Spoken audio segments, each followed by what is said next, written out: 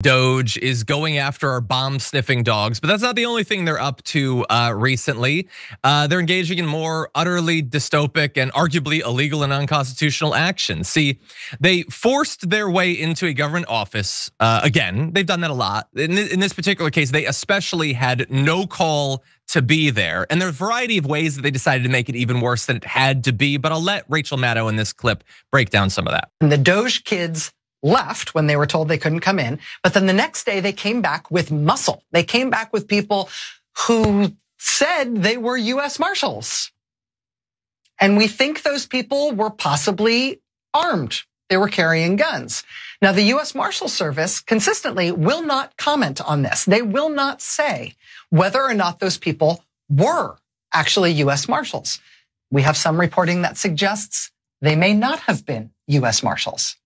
If there's a legal dispute as to whether or not you are allowed in a U.S. government building, and you cast that aside and say, we've got guns, and that's the grounds on which we're coming in, what that is an armed assault on the U.S. government. That is an armed assault on a U.S. government office. If the president has given his top campaign donor the ability to use physical force, the ability to use the force of arms against other parts of the U.S. government, we are in a different place than we thought we were. Yeah, look, I'm not going to say that Rachel Maddow in the past hasn't occasionally moved past the facts, but I don't see her doing that right now. The richest man in the world bought Donald Trump of the Republican Party, and now he can just send his little 16-year-old buddies anywhere he wants, and maybe they have guns, and maybe they're marshals, or maybe they're just pretending to be. You don't get to find out. Also, you don't even get to know their names. He'll say that you're breaking the law if you ask who these people are that are breaking in to these government offices. And there's no check on any of this. There's not gonna be any investigations. There's no inspectors general or anything like that. There's not gonna be any lawsuits. Nobody's gonna get locked up. He can create his own private incel militia and just dispatch it with weapons, maybe that they'll use wherever they want, even if they're not supposed to be there. Now, we've already had that happen multiple times, but the reason that Rachel Maddow brought this up again is because they've done it again. So this time, they broke into the U.S. Institute of Peace. And importantly, that is a private independent agency.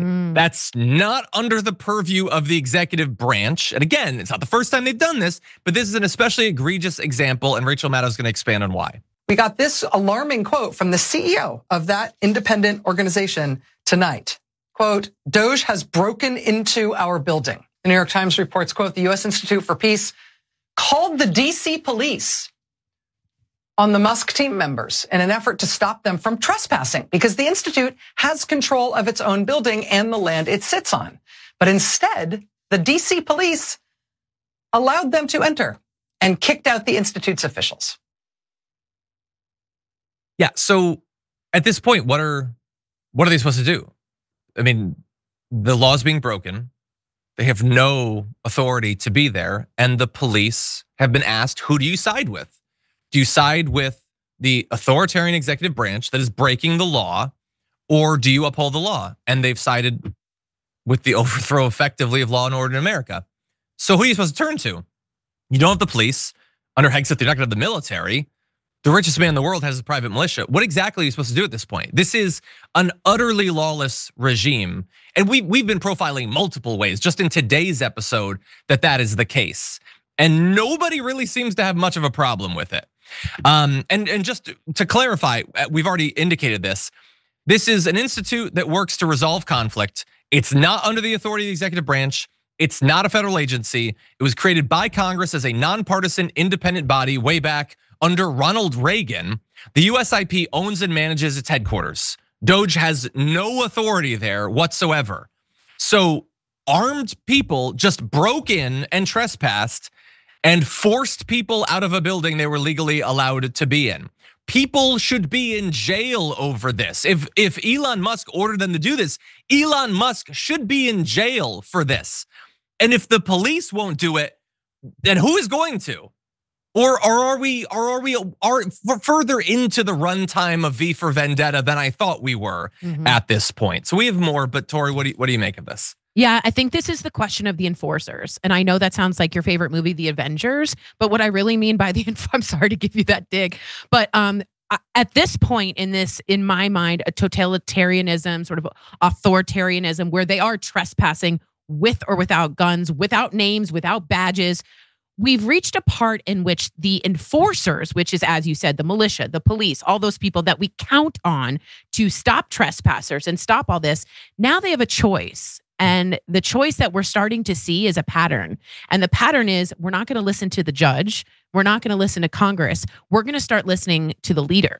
And when you start listening to dear leader as a militia and a police, and you don't listen to the proper ways of governing, you have yourself a mob. You have yourself your own personal militia.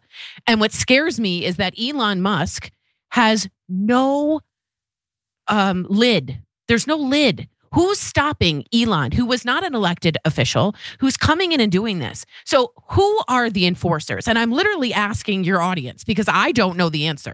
I want there to be DC police to understand these people trespassed into a private building and they need to leave. But at this point, the police are turning into, and I hate to go this far, I really don't, but I'm Jewish, okay? And I smell and feel familiar things when you start to gather the enforcers onto your side, and they will no longer listen to the law and order, but they will listen to one man or two with Musk. That's totalitarianism. That's where you see V for Vendetta. So there's an article again in New York Times. Are we farther along than we think? Yeah. We're way farther along when our enforcers don't have to show a badge. How about those people in Idaho who are like, who are you guys? Are you, who are you? And they're just taking them out. So just understand that there's three branches of government and then there's the enforcers. And if we've lost the enforcers, we've lost all strength and force. So that's V for very scary. Yeah, and look, I don't know the individual cops that allowed this to happen. And let me just, maybe they love Elon Musk and love Musk. I don't know. Let's also just briefly consider before we break the possibility that they're now more terrified than they were before. That if they stand against them, that's right. That Musk's goons could start to gun them down or bash their heads in with flagpoles. That's right. Knowing that they'll get pardons. You're absolutely right. There's nothing that can happen to them. Yeah. You're absolutely right. The last time that cops stopped Trump's illegal actions, some of them died. Yeah. And the people that caused that are walking free. So I do sort of understand how cops might be terrified to go up against this fascist movement. Very fair.